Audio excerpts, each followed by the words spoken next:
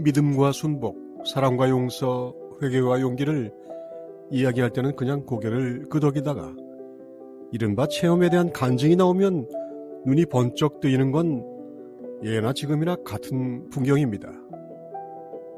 저는 교회에서만 그런 줄 알았는데 나이를 좀 먹고 나서는 우리 사회의 종교적 공간의 대부분이 이른바 교회화되고 있다는 걸 알게 됐습니다.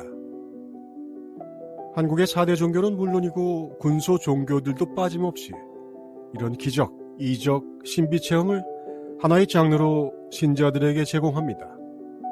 7, 80년대 복음주의 교회의 익숙한 풍경과 닮았습니다.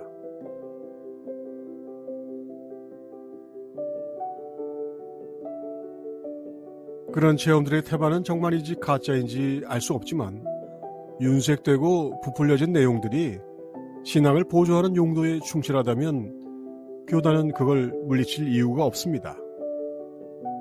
만약 신앙의 보조물이 아니라 뭔가 다른 뜻을 품고 있다면 예를 들어 네가 틀렸고 내가 맞다고 하든가 나만이 진짜라고 하든가 내 능력이 가장 뛰어나다고 하는 경우에는 좀 다르죠. 같은 신비체험이라도 그런 경우에는 사이비, 이단, 사기로 몰리게 됩니다.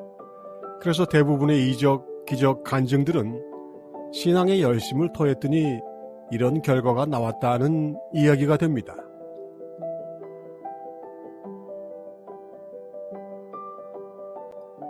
이런 종류의 이야기를 사실로 받아들이지 못하는 사람이 있는가 하면 너무 귀가 얇은 나머지 앞뒤가 맞지 않아 거짓이 분명한 이야기마저 믿어버리는 사람도 있습니다.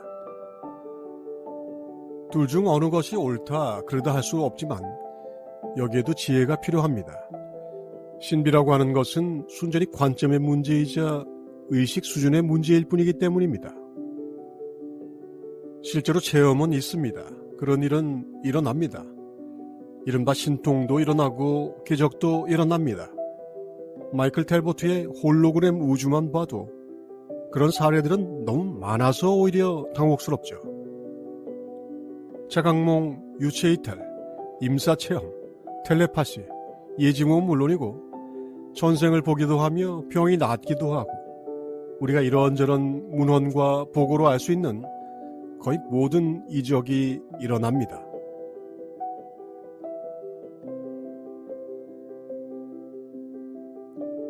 하지만 누군가에게 자랑할 초능력인 것이 누군가에게는 내가 가지고 있어도 전혀 쓸모없고 귀찮은 능력이 될 수도 있습니다.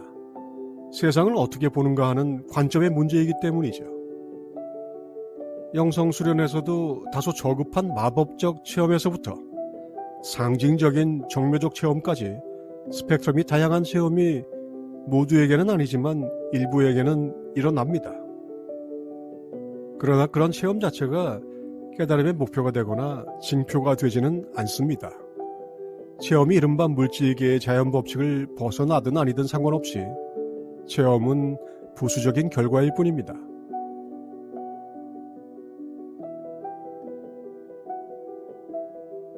우두 스님이 젊은 시절에 혼자서 정진을 하노라면 온갖 새들이 꽃을 물어와서 자리에는 항상 꽃이 수북이 쌓여 있었고 공양 때에는 천녀들이 공양을 지어 올렸다. 우두 스님이 도신 선사를 찾아뵙고 그간에 경험했던 것을 아뢰자 선사가 말했다. 네가 그런 삿된 소견을 가지고 어찌 불법을 알았다고 할 수 있느냐?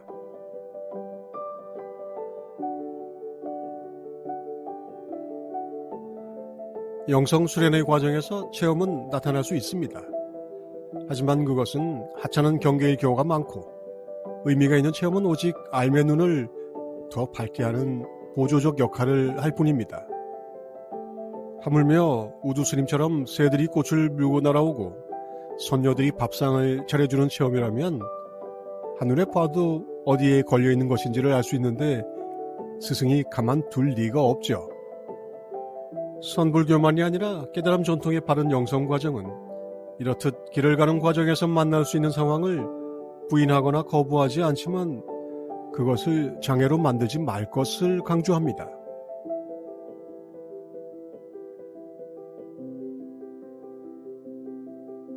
과자를 먹다 보면 부스러기가 주변에 떨어지죠. 밥을 먹다 보면 소스가 입가에 묻습니다. 이럴 때는 어떻게 하나요? 부스러기는 주워 담고 휴지로 입가를 닦아내야 하겠죠. 체험이 무익하거나 쓸데없지는 않습니다. 열심히 수행을 해야 그런 체험도 겪습니다. 다만 가장 중요하고 가장 근본적인 기적이 무엇인지를 알면 과자 부스러기에 혹하지는 않습니다. 당신은 당신의 존재라는 기적을 이렇듯 하루 종일 마주하고 있습니다. 도덕경에 나오는 신비의 여인의 문은 하늘과 땅의 뿌리이며 끊임없이 이어지고 그 쓰임이 다양합니다.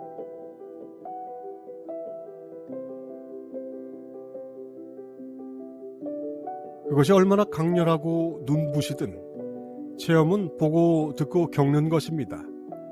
그것이 경험할 수 있는 대상이라면 그것은 결국 잠시 있다 사라지는 것들 중 하나일 뿐입니다. 우리는 사라지지 않는 것을 찾아가는 구도자입니다.